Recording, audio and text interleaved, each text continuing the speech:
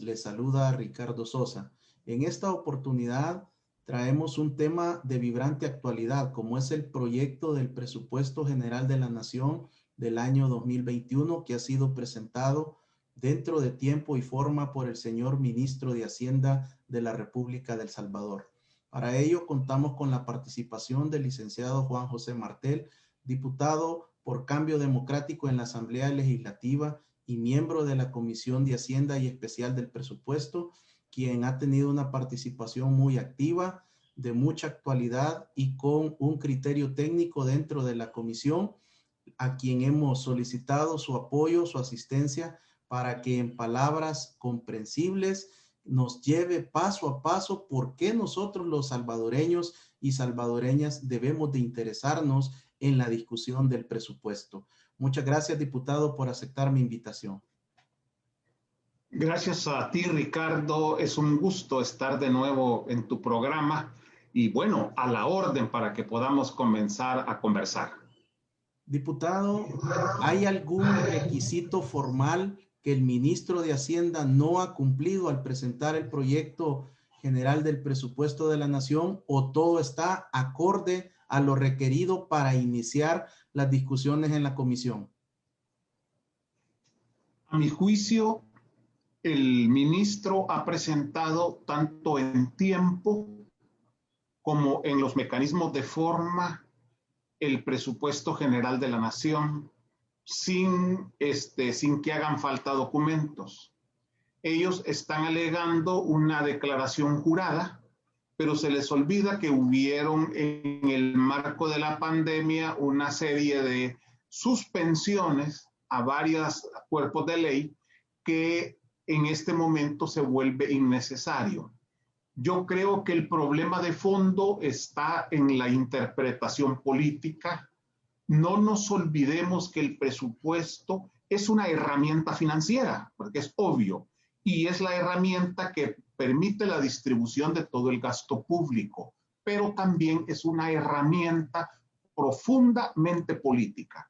Y es ahí donde se presentan por lo general las dificultades. ¿Cuáles son las prioridades que tiene el presupuesto? ¿Cómo se va a gastar? ¿Cuánto se va a gastar? Ese es el debate. Esto se disfraza de mucho tecnicismo. El hecho de que el presupuesto sea una herramienta técnica que se hace acorde con estándares de fórmulas y mecanismos de finanzas públicas, no quiere decir que la Asamblea Legislativa debe de ver solo eso. La Asamblea Legislativa, que es un órgano eminentemente político, el objetivo también es analizar qué significa eso políticamente. Todas las prioridades de un gobierno no se expresan en sus discursos, se expresan en la presentación de un presupuesto.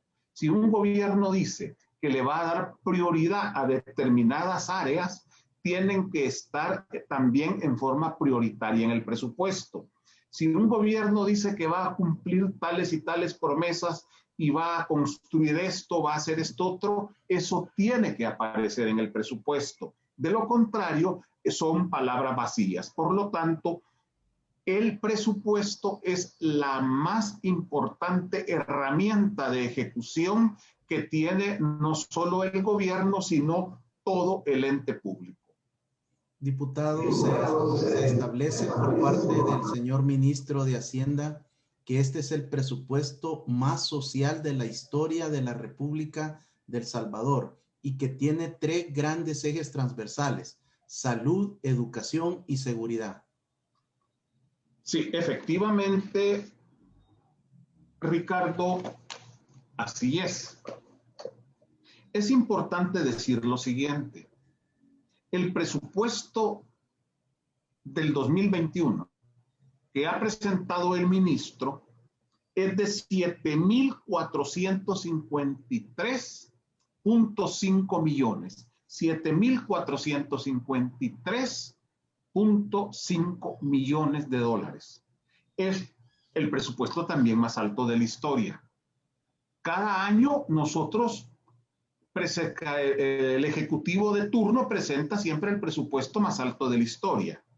El año pasado fue de 6,000, el año anterior igual, es decir, cada año hay un incremento presupuestario.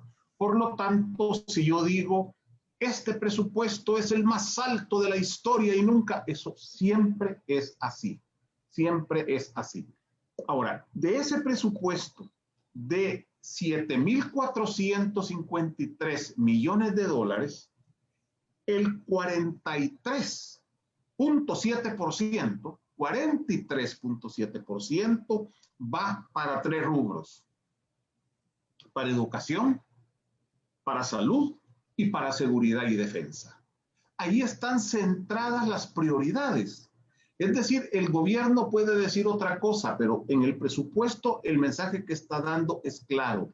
Mis prioridades para el año 2021 son educación, salud y seguridad y defensa. Veamos los montos. En educación está hablando de 1.320 millones, punto 4, pero pongámosle 1.320 millones de dólares para educación. Es el más alto de la historia y es importante, es el más alto en relación al Producto Interno Bruto.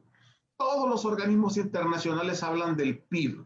El PIB es el Producto Interno Bruto, es decir, es lo que produce la economía de un país, para decirlo. ¿Cuánto produce la economía de un país? Tanto. Eso es el PIB. Entonces, todos los organismos internacionales dicen, miren, si usted quiere salir del subdesarrollo, la educación es fundamental. Sin educación no va a salir. Y para que usted pueda salir del subdesarrollo, el presupuesto ideal es aquel que anda alrededor del 6% del PIB. Es decir, que todo lo que usted produce en su economía, el 6% lo invierte en educación.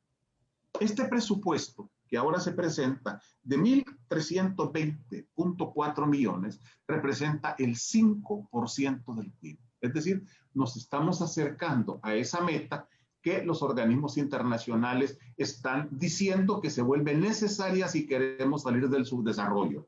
Todo ese discurso de sin educación no hay desarrollo, pues se debe de expresar en el presupuesto.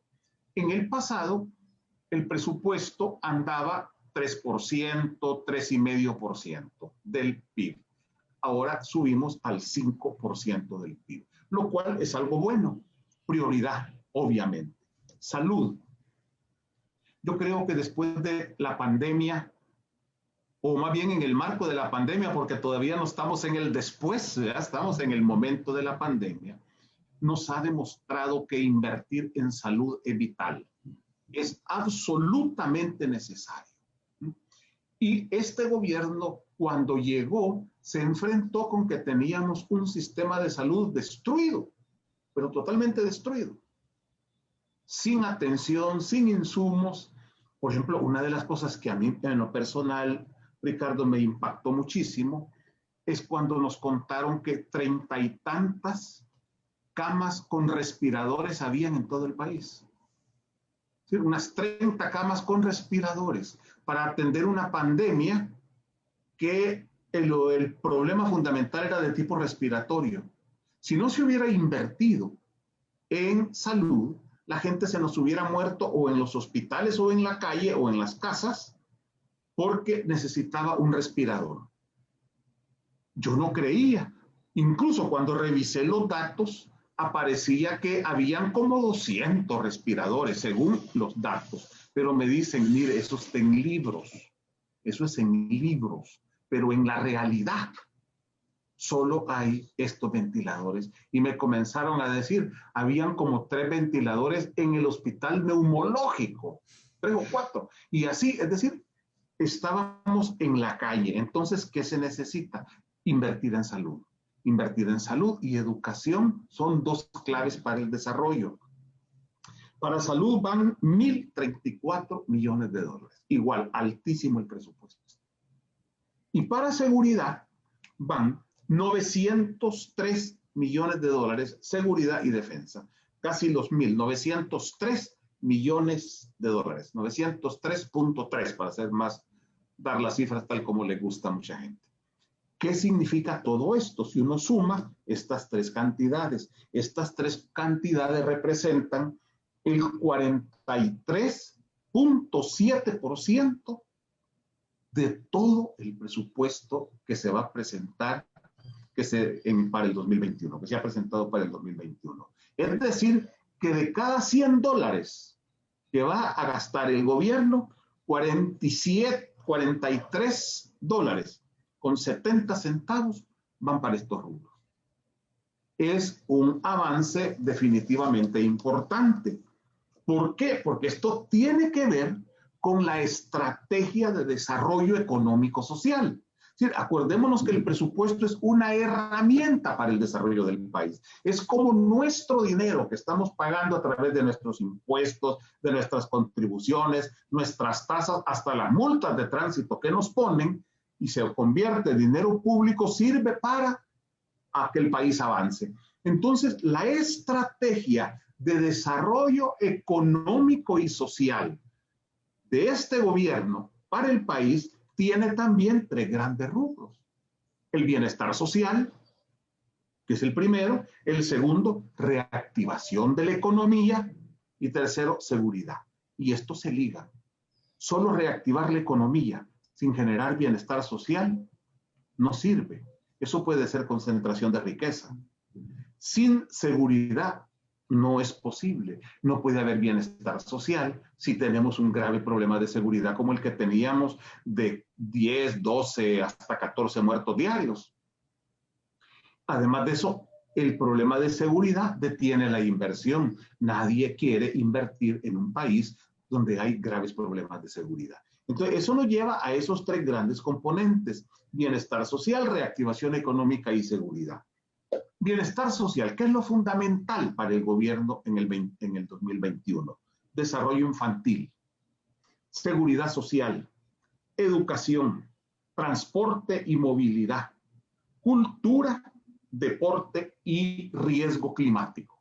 Ahí está, centrado en esas grandes ideas, lo que es el bienestar social. En reactivación económica, ¿qué hay? Política fiscal, política exterior, política comercial, política de empleo y política sectorial. Y mira qué interesante, política exterior se liga a la reactivación de la economía.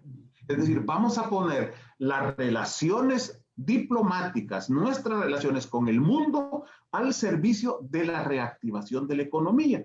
Y entonces esos son es uno de los 5 elementos del eje de reactivación económica.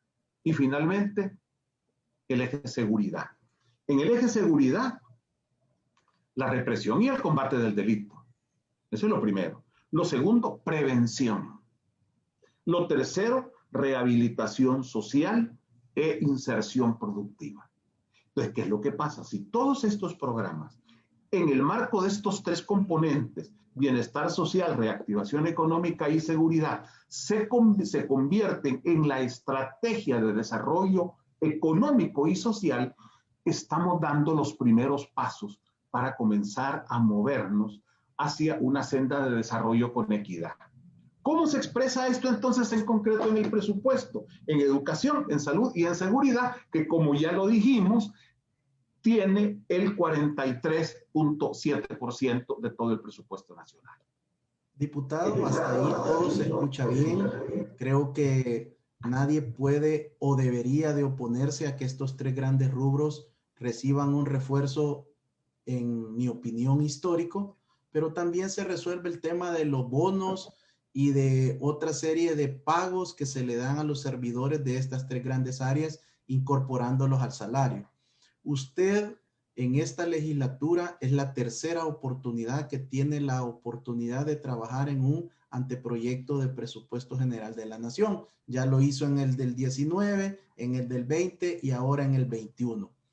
Uno de los mayores argumentos que se ha escuchado y que usted ha intervenido en programas anteriores conmigo ha sido que la oposición siempre dice que no está equilibrado, que está desfinanciado y que es un presupuesto sin fundamento técnico. ¿Cuál es su apreciación luego de que el señor ministro de Hacienda ha acudido ya a 2 tremendas y extensas reuniones con una presentación de más de 250 diapositivas? ¿Es realmente su apreciación que el presupuesto tiene un fundamento técnico? Sí, gracias, Ricardo. A mí me llamó mucho la atención que a pesar de que el señor ministro de Hacienda presentó en tiempo el presupuesto, tal como lo señala la ley, yo estuve presente como miembro de la Comisión de Hacienda en el momento de la entrega. Me llamaron la atención algunas cosas. La primera es que solo estaba el presidente de la Asamblea, el diputado Mario Ponce, el presidente de la Comisión de Hacienda y yo, en el momento en que se recibió el presupuesto. No habían diputados de Hacienda de ninguno de los otros grupos parlamentarios, cuando este es un acto importante. El presupuesto, ya lo hemos dicho, es la más importante herramienta de política pública que tiene el país, pero no llegaron. Primer mensaje. Segundo mensaje que hubo. Al siguiente día había sesión plenaria. Era jueves. Lo lógico era que en esa plenaria debía de conocerse, ha entrado el presupuesto, hombre, se da por recibido y se pasa a la Comisión de Hacienda. Eso iba a permitir que el lunes empezaba entonces ya la Comisión de Hacienda a ver el presupuesto. Pero dijeron, no va a entrar todavía, no tenemos interés en recibirlo en esta plenaria. ¿Qué estaba pasando? Era mi pregunta. Porque eso significaba que entonces tenía que esperarse a la siguiente plenaria, 8 días después, para que la Asamblea pudiera recibir oficialmente el presupuesto y trasladarlo a la Comisión de Hacienda. Entonces comenzaron a retrasar la discusión del presupuesto, cuando la ley dice que se presenta al menos 3 meses antes para que haya tiempo suficiente, porque todo el mundo sabe que el presupuesto es una herramienta de finanzas públicas bastante compleja y se necesita tiempo. Pero lo agarraron suave. Ah, pero ¿qué pasó en el ínterin? En el ínterin, copias le sacaron y comenzó el ataque contra el presupuesto. Y el principal ataque era, en primer lugar, que no era un presupuesto real, porque no estaba, porque la proyección de crecimiento que estaba dando el gobierno era irreal, que la economía no iba a crecer así como estaba diciendo el gobierno. Ese fue el primer argumento. El segundo argumento viene de financiado, y hay que financiarlo con deuda. ¿Qué es lo que pasa? Según el gobierno, según las proyecciones, más bien para decirlo más exacto, del Banco Central de Reserva, el próximo año nosotros vamos a tener un crecimiento del 3.9% en la economía. 3.9% va a crecer el PIB. Ya dijimos, el PIB es el volumen de todo lo que se produce en la economía de un país. Entonces íbamos a crecer el 3.9, dijo el gobierno. Ojo, este 3.9 es más alto que todos los índices de crecimiento de muchos de los gobiernos anteriores. Entonces dijeron, es irreal. Esto no es posible que después de una pandemia, que después de esto, de lo otro, crezcamos eso. Pero ¿qué fue lo que pasó? Que pocos días después, los organismos multilaterales, entre ellos lo más destacado, el Fondo Monetario Internacional, dijo, según las proyecciones nuestras, la economía salvadoreña va a crecer el 4%. El Fondo Monetario no tiene por qué hacerle el favor al gobierno ni de El Salvador ni de ningún país. El Fondo Monetario Internacional es un banco, es una multilateral, un banco que le presta a los estados, a los países, y por lo tanto ese banco necesita tener proyecciones claras para saber cuánto y hasta dónde y para qué va a prestar. Eso es como cuando uno va a sacar un crédito al banco, Ricardo. Le piden las cuentas, mire, tráigame la constancia de salario, qué otros ingresos tiene, cuánto gana su mujer, qué deudas tiene, para ver si uno es capaz de pagar la cantidad que está prestando. Es lo primero. Saber hasta dónde le pueden prestar a uno. Si uno llega, mire, yo no tengo empleo, no, yo estoy plagado de deudas, no le prestan. Entonces el Fondo Monetario Internacional dice, van a crecer el 4%. Y el gobierno decía el 3.9%. ¿Qué significa esto? Primero, que las cifras no estaban siendo inventadas. En segundo lugar, que al contrario, eran un poco conservadoras en relación a lo que estaba diciendo los organismos multilaterales. Entonces, se cayó el argumento. Se cayó. Segundo punto, ¿viene de financiado? Sí, viene de financiado. Yo quisiera que alguien me dijera, quizás desde el general Martínez para acá, que esa es otra historia, ¿verdad? Que ya más parecen leyendas urbanas lo del general, la de Martínez, pero que alguien me dijera qué año ha habido un presupuesto general de la nación que no haya estado desfinanciado. Y si quieren, para hacerlo más breve, en los últimos 30 años, 31 años, que en los años de la democracia cristiana, ¿qué presupuesto se presentó que no fuera desfinanciado? Siempre el presupuesto viene desfinanciado porque siempre se necesita de algún nivel de crédito para terminar de completar el gasto público. Eso es el desfinanciamiento, que tú dices, hombre, yo este año voy a gastar esto, pero en realidad voy a necesitar un poco más, lo que gano es menos y voy a prestar tanto. ¿Qué es lo que sucedía en el pasado?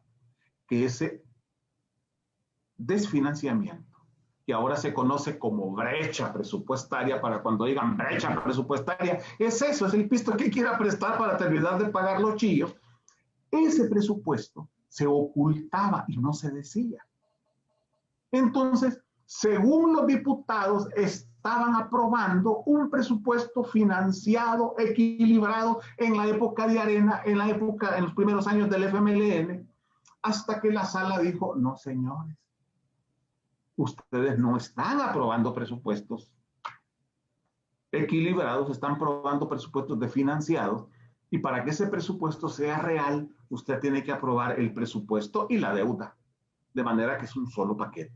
¿Para qué? Para que ahí sí ya queda financiado. Una parte con los recursos locales y otra parte con los recursos de deuda. Ahora, ¿qué es lo que ha pasado después de que dolarizamos la economía del país? Que no tenemos política monetaria y por lo tanto no podemos hacer esos juegos que otros países hacen, que hay momentos en que sacan un poco más de dinero, como decir, ponen la maquinita a trabajar, después recogen el dinero porque entró. Nosotros o tenemos o no tenemos dólares, y los dólares no los hacemos nosotros. Y al contrario, pagamos un vasallaje por usar ese dinero. Entonces resulta de que eso obliga al gobierno a tener créditos. El año pasado, la brecha presupuestaria era de más de $1.000 millones. El año antepasado, perdón, que fue el último año del FMLN, era de más de $1.000 millones. El año pasado se redujo a $600 millones. Ahora sube a $1.300 millones. 1.300 y tantos millones de dólares. Sí, eso nos endeuda. Sí, nos endeuda. Cuando este gobierno llegó a tomar ahí posesión de la Casa Presidencial, ya habían en promedio 19.000 millones de dólares que debíamos. Y esa deuda viene acumulándose. ¿Cuál es entonces el secreto? El secreto es que vayamos creando en la economía las condiciones para pagar. Que mire, van a pagar sus hijos. Tus hijos, Ricardo, los nietos de Ricardo van a pagar, sí, pero que hayan condiciones para pagar. ¿Por qué? Porque hoy vamos a sentar las bases para que nuestros hijos y nuestros nietos puedan vivir en un país mejor y puedan pagar esa deuda. Es la única alternativa, romper el círculo vicioso. Si decimos no hay deuda, no hay desarrollo. Tenemos que reducir este presupuesto, adiós salud, adiós educación, adiós seguridad, y por lo tanto, simplemente cortamos las posibilidades del desarrollo. A los que menos les debería de preocupar esto es a los empresarios, ellos conocen mejor esta lógica. La mayoría de las grandes empresas trabajan con créditos, trabajan con deudas. ¿Y por qué se endeudan? Porque saben que cuando esa empresa crezca, genere actividad y vendan, van a pagar. Igual tiene que ser en el caso de nuestros países. Y ahora por primera vez, siento yo, se están sentando un poco más de bases sólidas para poder enfrentar deuda en el mediano y en el largo plazo. Y estos 19,000 millones que ya recibimos endeudados, hombre, ¿y qué condiciones crearon para que los paguemos? Se endeudaron y no crearon condiciones de pago. El otro elemento clave, porque este presupuesto también tiene que ser gordo. Todos sabemos que la pandemia trajo como consecuencia la caída de la economía. Todavía no está clara la cifra, pero entre 60 y 70 mil empleos formales perdidos. Hay que recuperar la economía. ¿Cómo se recupera la economía? Con inversión. Pero ¿qué es lo que pasa? La inversión puede ser pública o privada. Pero la inversión privada en tiempos de crisis se retrae, se encoge. ¿Por qué? Porque la inversión privada tiene como objetivo generar ganancia. Nadie invierte si no tiene un margen de seguridad en la ganancia que va a obtener. Entonces, cuando hay crisis económica, el riesgo aumenta y la gran empresa no invierte. Ellos dicen que invierten, que generan, pero no, en realidad tienen una tendencia a reducir. Entonces, ¿qué necesitamos para que haya inversión? Traerla de fuera y inversión pública. Y la inversión pública tenemos que concentrarla en la mediana, en la pequeña y en la microempresa. ¿Por qué? Porque esos son los motores para que salgamos adelante de la crisis. Son la pequeña, mediana y microempresa, son las grandes generadoras de empleo en este país. Por supuesto, el empleo que generan tiene muchas veces menor calidad que el que puede generar una gran empresa en ciertos estratos, pues, porque a la gente de abajo le pagan igual o peor que una mediana empresa.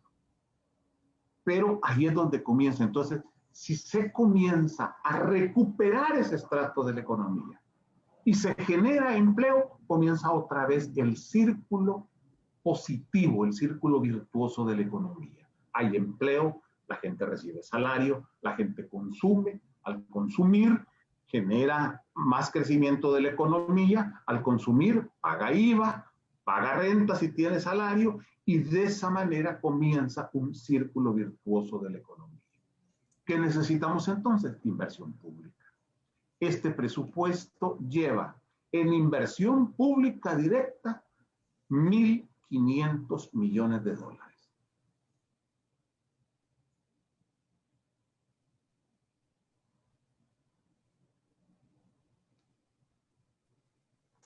Ese es el sentido. Si no, van a comenzar a llorar que la economía está en al año siempre lloran. No sé si como vas a grabar, no sé si vas a poder, es que sí, me dijo que yo voy a hacer el corte. Va, ok. Entonces decía, hay empresarios que siempre lloran que no han ganado, pero en realidad han tenido ganancias. Pero en todo caso, la clave está en la inversión pública.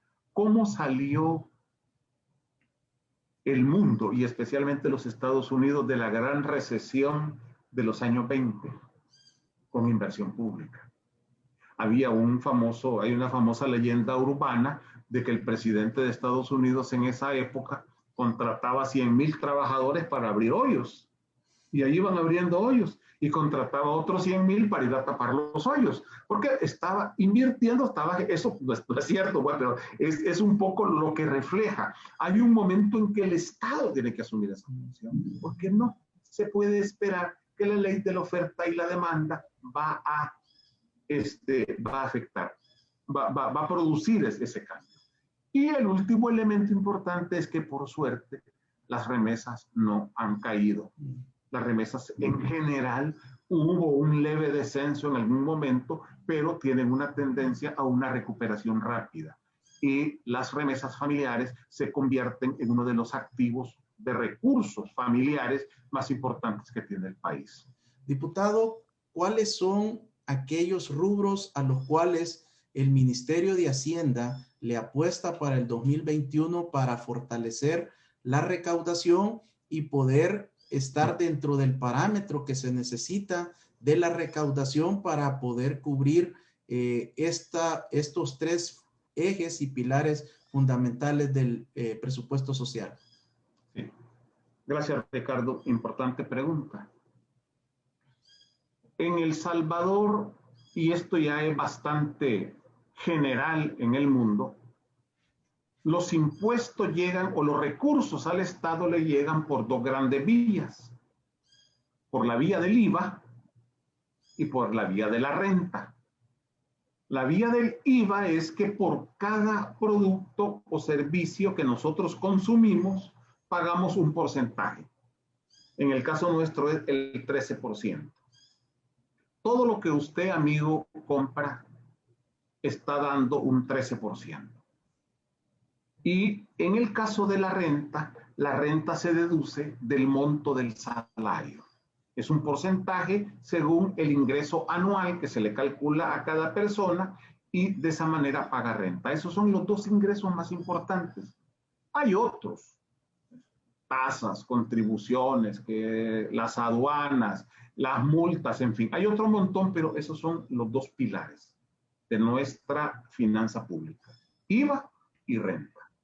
Estos tienen una característica, y es que se les conoce como impuestos regresivos, porque son impuestos que los paga la gente de clase media para abajo. No me pueden decir, fíjese que no, porque el IVA lo paga todo el mundo.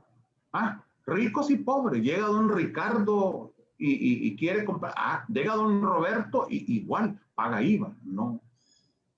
Es que un pobre, una persona que vive de salario mínimo, con suerte, gasta el 100% de lo que está recibiendo como salario.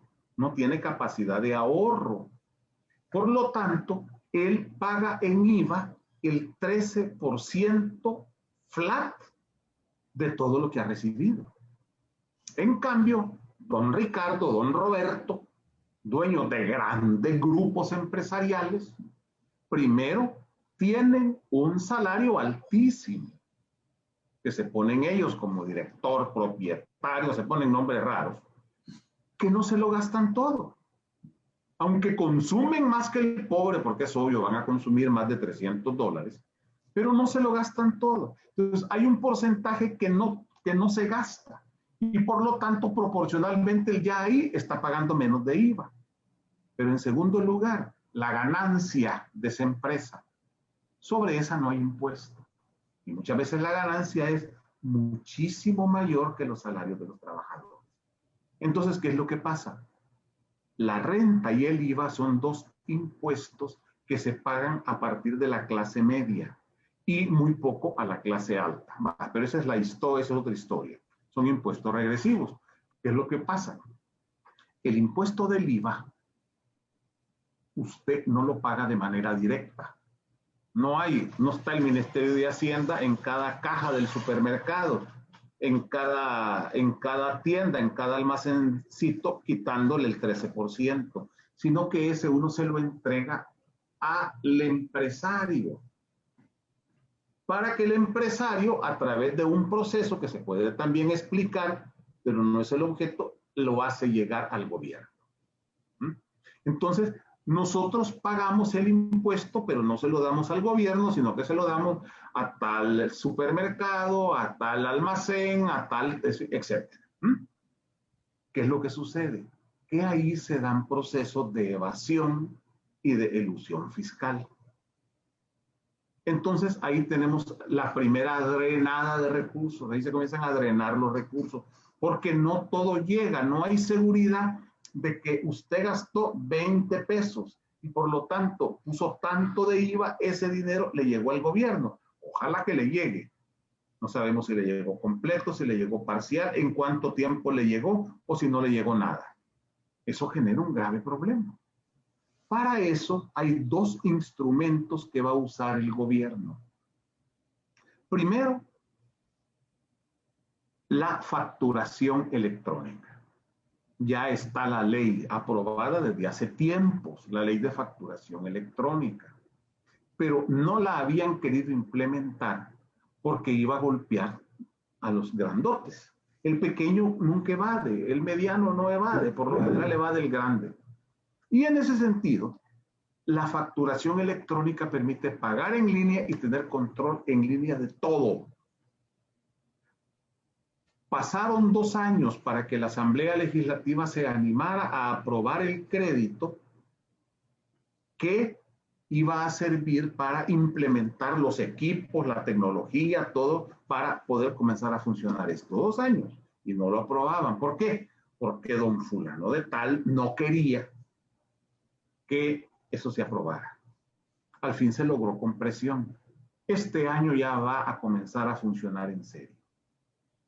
Comienza a funcionar la facturación electrónica. Y eso se calcula que nos va a permitir una erogación adicional o recuperar unos 150 millones de dólares que se perdían en el pasado. Y este es el primer año que va a comenzar a usar el sistema. Eso se va a ir perfeccionando. ¿Por qué? Porque las facturas llegan en tiempo real, no hay chance de corregirlas, de alterarlas. Si una factura va alterada, se comprueba con la otra factura que tuvo que estar vinculada con ese bien y se comienza, y rápido se descubre, en minutos o en segundos, lo que antes se tardaban semanas, meses o años en descubrir las auditorías. Te decía, repito, la segunda herramienta es el combate a la evasión fiscal. Se han creado equipos especializados con metodología, con entrenamiento que permiten comenzar a descubrir evasión. Por supuesto, lo que hacen es revisar cuentas anteriores, están revisando años anteriores. Y a pesar de algunas dificultades que han habido con la sala, en realidad el cálculo es que el próximo año, en combate a la evasión fiscal, en este plan se van a recuperar 450 millones de dólares. El ministro está hablando de que estos son datos conservadores, que podría ser un poco más, pero que él está tratando de poner cifras lo más realistas posible. Entonces, por la vía de la facturación electrónica 150 y por la vía del combate a la evasión fiscal 450, esto puede llegar a sumar, o suma más bien, 600 millones de dólares. Solo ahí tenemos una fuente importante de recursos que puede significar el 8 o 9% de todo el presupuesto general que se está presentando en este momento. Eso solo es para simplificarte dos de los mecanismos, pero en general, si se vuelve el gobierno más eficiente en la recaudación y se generan una serie de mecanismos, podemos perfectamente estar pensando en que este presupuesto tiene una base sólida para haber sido elaborado en las cantidades que se ha hecho, y para mí existe la suficiente razonabilidad como para poder decir si este presupuesto es viable. Ahora, obviamente todo presupuesto es un presupuesto. Eso es siempre. Por ejemplo, el presupuesto del año pasado. ¿Cómo nos íbamos a imaginar que se nos venía una pandemia? Nunca. El presupuesto estaba hecho sobre la base de un país que iba a continuar una dinámica que ya traía de funcionamiento, de crecimiento, y se nos vino la pandemia. Y la pandemia nos ha golpeado por el lado de salud, que ha habido que hacer una inversión extraordinaria, y por el lado de la caída de la economía, que nos ha obligado también a enfrentar la crisis económica. En ese sentido, los presupuestos son esos. Dios no lo permita, mejor ni me dan ganas de decirlo, porque después van a decir que son los profetas de mal agüero, llega a haber un terremoto. Todas esas cosas es imposible preverlas. Uno las puede prever hasta cierto sentido, es decir, tiene que haber un fondo de prevención frente a los desastres naturales. Aquí está. O sea, hay una tormenta, todos sabemos que todos los años hay tormentas, nosotros sabemos que todos los años cada vez aumentan los problemas en relación al cambio climático, y por eso es que tiene que haber un fondo para prevención de desastres, y aquí están los fondos de FOPROMID.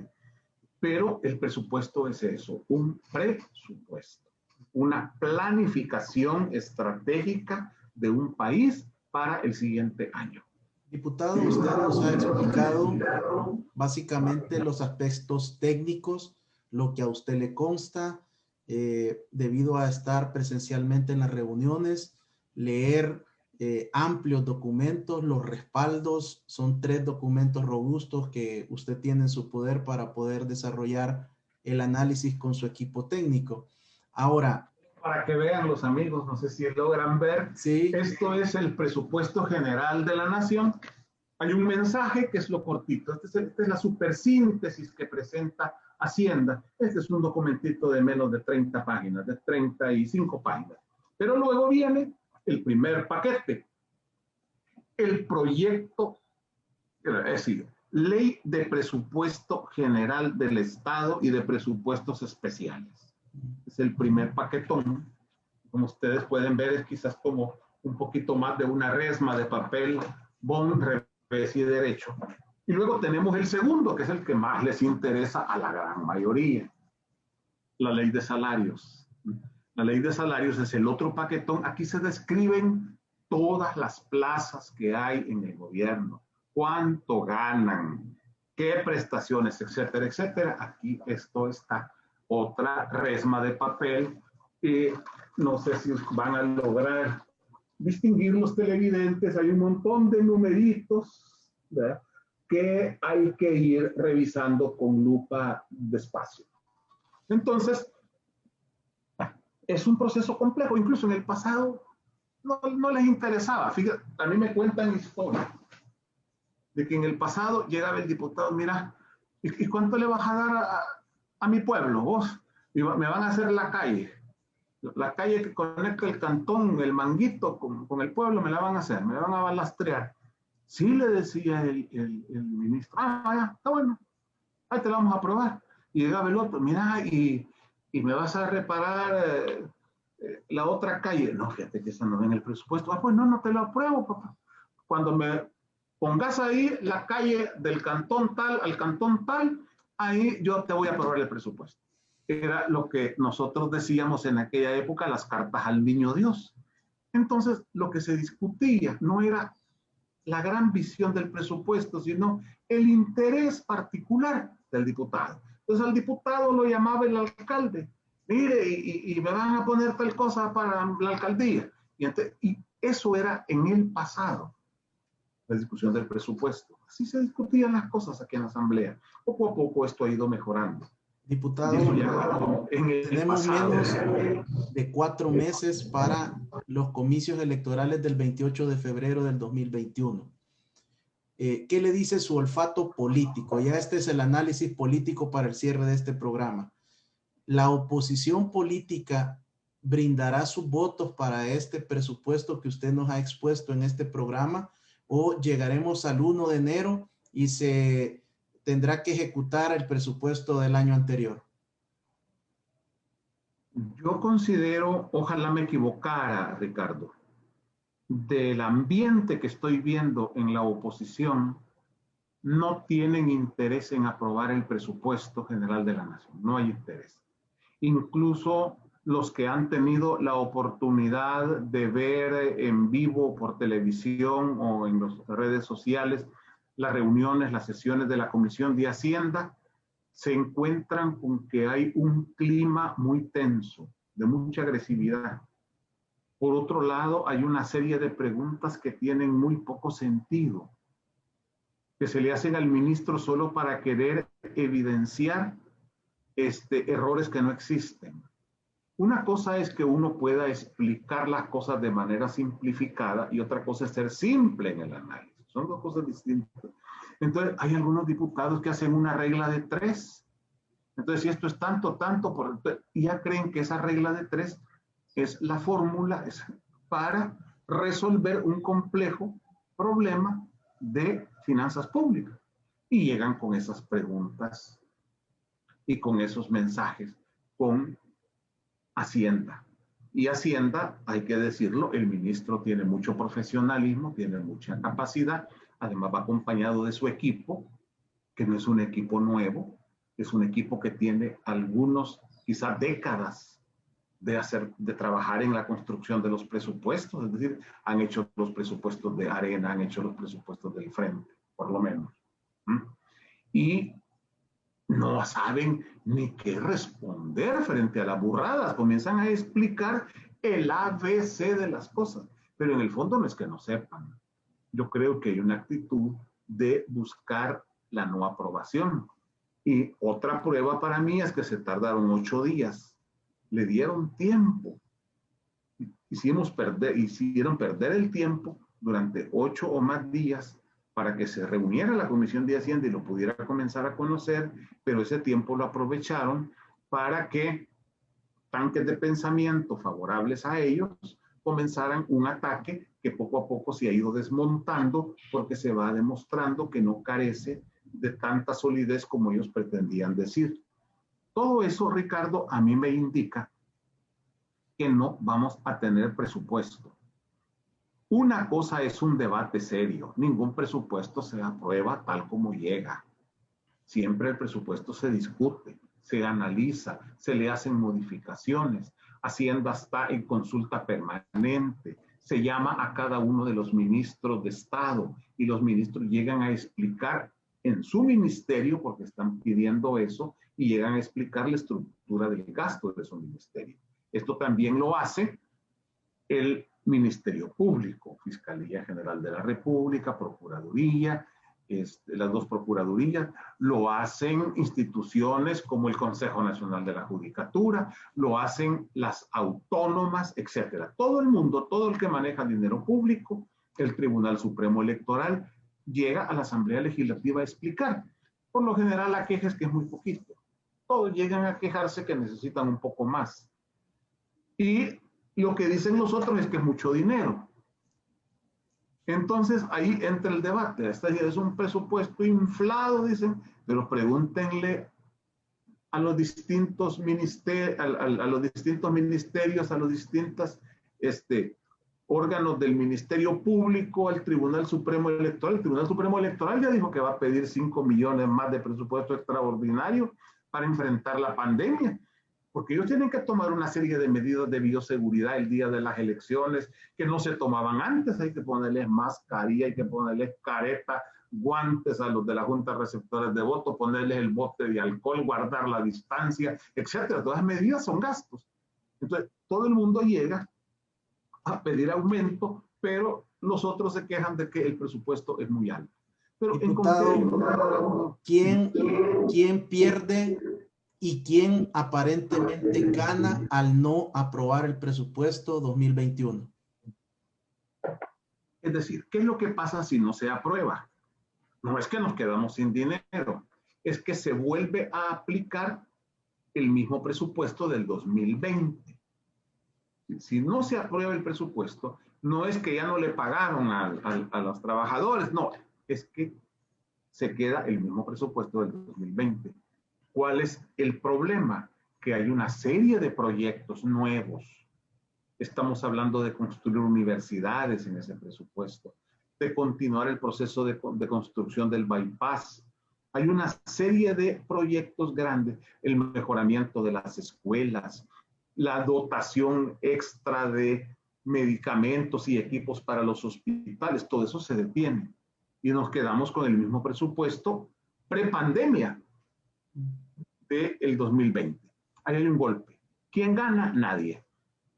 Electoralmente, el objetivo de la oposición es no dotar de recursos al gobierno para generarle una imagen negativa y que ésta incida en el evento electoral. El problema es que ahora con el aparecimiento de las redes sociales y con la revolución de las comunicaciones y con la pérdida de mucha credibilidad de parte de los grupos tradicionales de la política, esto va a tener poco impacto y se les puede revertir. Pero en todo caso siguen las mismas estrategias de siempre.